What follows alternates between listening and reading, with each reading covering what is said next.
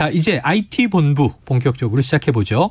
알아두면 유익한 IT 이슈를 쏙쏙 소개해 주시는 시사본부의 꿀보이스 김덕진 한국인사이트 연구소 부소장 나와 계십니다. 어서 오세요. 네, 안녕하세요. 넷플릭스보다 재밌고 디즈니 플러스보다 더 많은 인기를 얻고 싶은 남자 김덕진입니다. 얻고 싶은? 네, 얻고 싶은. 언젠간 얻고 있는.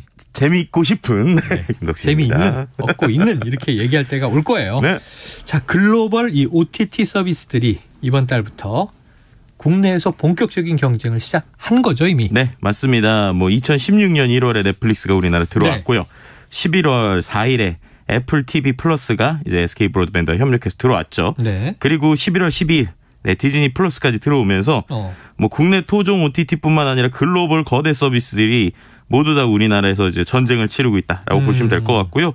뭐 지금 상황에서 뭐 아마존 프라임, 뭐 HBO도 들어오는 것이 아니냐 이런 얘기가 나올 정도로 네. 우리나라가 지금 가장 많은 OTT들이 참전하는 일종의 싸움의 격전지라고도 볼 수 있을 것 같습니다. 이야, 이게 뭐 전 세계 시장이 또 비슷하게 흘러가지 않을까 하는 전망도 되지만, 네. 자, 우리나라가 글로벌 OTT 업체들의 격전지가 된 이유가 있습니까? 네, 일단은 두 가지로 해석해 볼 수 있을 것 같아요. 첫 번째는 지금 글로벌 OTT들이 대부분 북미 회사예요. 그러니까 처음에 미국에서 시작을 했죠. 네네.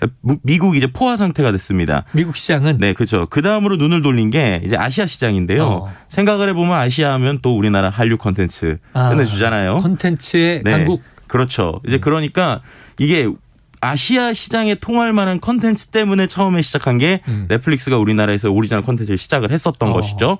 그랬는데 이게 아시아뿐만 아니라 전 세계에 지금 오징어 게임이나 인기를 끌고 있잖아요. 네. 그러니까 지금 상황에서 지금 모든 콘텐츠의 싸움이 오리지널 콘텐츠, 그러니까 그 플랫폼만 낼 수 있는 콘텐츠인데 그런 관점에서 우리나라 제작진들이 상당히 그들의 입장에서 보면 가성비 좋은 아주 적은 비용으로 효율적인 콘텐츠들을 만들 수 있기 때문에 이런 상황에서 조금이라도 빨리 우리나라에 있는 콘텐츠를 또 가져오고 또 우리나라 사람들이 그만큼 또 콘텐츠에 돈을 쓰고 있기 때문에 충분히 괜찮은 시장으로서 지금 전 세계에 있는 OTT들이 들어오고 있다 이렇게 말씀드릴 수 있을 것 같습니다. 아시아 시장에서 아마 OTT 회사들은 네. 인구수 결국은 이제 이 보는 사람의 수가 중요하니까 그렇죠. 회선의 수. 네. 중국이 굉장히 탐날 텐데 중국은 못 들어가는 거죠? 네, 중국이 없이도 충분히 가능하고 중국에 뭐 별도의 플랫폼이 있기도 한데 뭐 숫자로 말씀드리면 넷플릭스가 1억 명을 못 넘기다가 네. 전 세계로 확장하면서 2018년에 1억 1천만 명까지 넘어갔고요. 2021년 그러니까 3년 만에 2억 명을 넘겼습니다. 그래요? 네, 그러니까 그렇게 보면은 넷플릭스가 시작했을 때 2007년에서부터 2018년까지 한 1억 만들었는데 전 세계로 눈 돌리자마자 4년 안에 1억을 더 늘렸으니까 어떻게 보면은 있네요. 분명히 효과가 있었다 뭐 이렇게 볼 수 있죠. 글로벌 시장 공략의 효과는 분명히 있다. 네. 그리고 아시아에서는 우리나라가 여러 가지 이점을 가지고 있는 강자다. 자, 지금 온라인에서 OTT기를 오늘 우리가 또 주제로 선정한 이유기도 하고 네. 경쟁이 격화되고 있다. 근데 가장 화제성이 뜨거운 건 아까 말씀해 주실 때 넷플릭스 들어왔고 애플 TV 들어왔고 가장 최근에 들어온 게 디즈니 플러스인데다가 네, 그렇죠. 디즈니는 저희 세대한테는 어릴 때부터 각인돼 있는 브랜드란 말이에요. 네. 국내에서의 반응이 지금 좀 어떻게 나오고 있습니까? 일단은 SNS에요. 약간 인증샷 놀이가 나올 정도로 사람들이 가입했다. 뭐 이런 사람 네네. 많고요. 뭐 이따가도 말씀드릴 거지만 1년 약정으로 가입하신 분들이 많더라고요. 예. 할인폭들이 있다 보니까. 그리고 이제 예전에 말씀하신 추억의 콘텐츠들 이런 것들 보시는 게 있는데 네.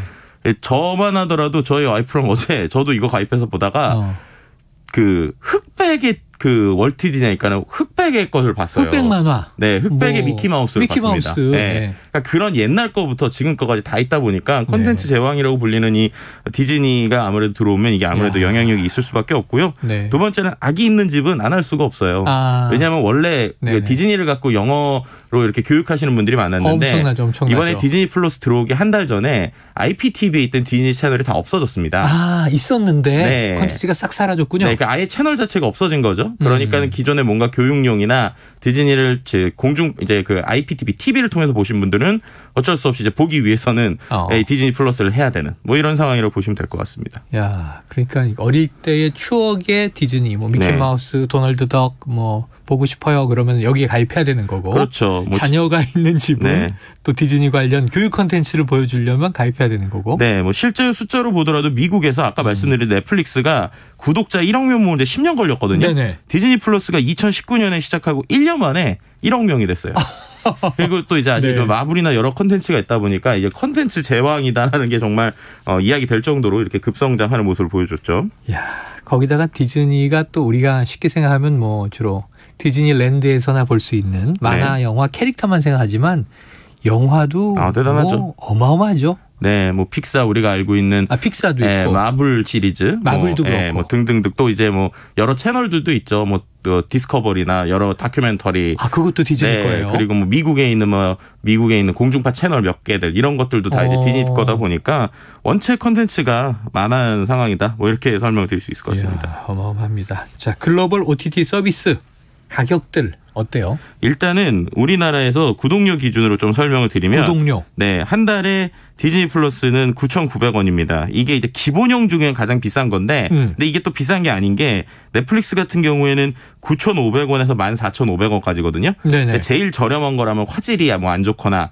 아니면은 뭐 한 사람이 볼 수 있는 숫자가 제한되거나 이러잖아요. 네네. 디즈니는 그런 게 없습니다. 그래서 9,900원짜리 내면 그냥 가장 고화질 나오고요. 그다음에 이제 동시 접속을 7개 계정까지 그리고 최대 4개까지 동시 접속할 수 있는 그러니까 네네. 어떻게 보면 가족이 볼 수 있는 네, 그러니까 어떻게 보면 넷플릭스의 최고 한 14,500원 정도 그 금액급의 서비스를 제공해주고 있다. 10,000원 딱 아래로 네네네.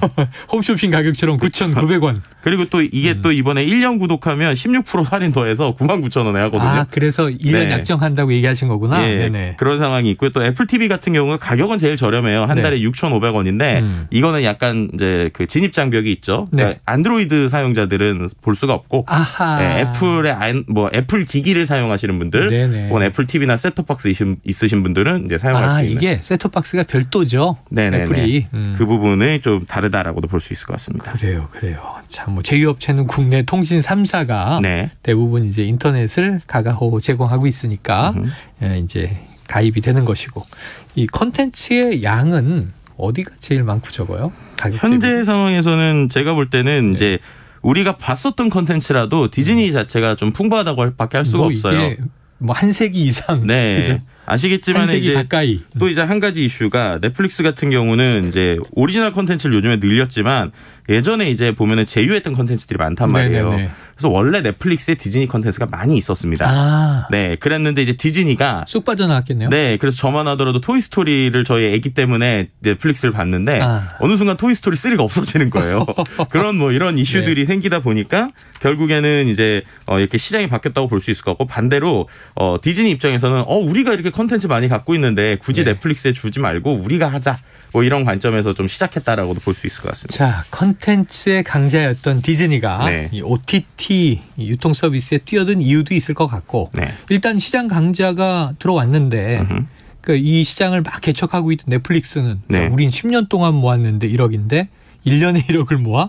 그럼 이게 굉장히 이제 경쟁심이 발동할 것 같은데 그렇죠. 뭐 대항마를 좀 내세우는 거 없어요? 좀 재밌는 관점으로 시작한 게 넷플릭스가 11월부터 게임 서비스를 시작을 했습니다. 넷플릭스가 게임을? 네. 그러니까 예를 들면 근데 그 게임이 그냥 게임이 아니라 넷플릭스 오리지널 컨텐츠의 내용을 갖고 게임을 만든 거예요. 예를 들면 오징어 게임도 있어요? 아직 게임이네. 오징어 게임은 없지만 아마 나오지 않을까 싶고요. 네네. 예를 들면은 우리가 알고 있었던 뭐 왕자의 기묘한 이야기 뭐 이런 영화들 네네네. 이런 영화를 기반으로 게임을 지금 5개 정도 만들었고 그거를 이제 넷플릭스 가입자들이 그 게임을 다운받아서 그 사람들만 쓸 수 있게 지금 하는 그림으로 확장하고 있고요.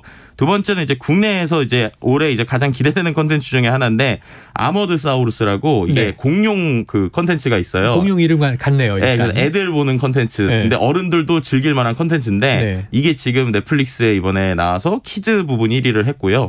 그리고 또 웹툰까지 같이 만듭니다. 그러니까 지금 넷플릭스의 전략을 보면 오리지널 컨텐츠를 가지고 그거 그냥 영화나 영상으로 끝나는 게 아니라 게임이나 웹툰 등으로 넓히면서 사람들이 오래 머물게 하겠다. 이런 전략이라고 볼 수 있을 것 같습니다. 뭐 OTT 전쟁이 이제 시작인 것 같습니다.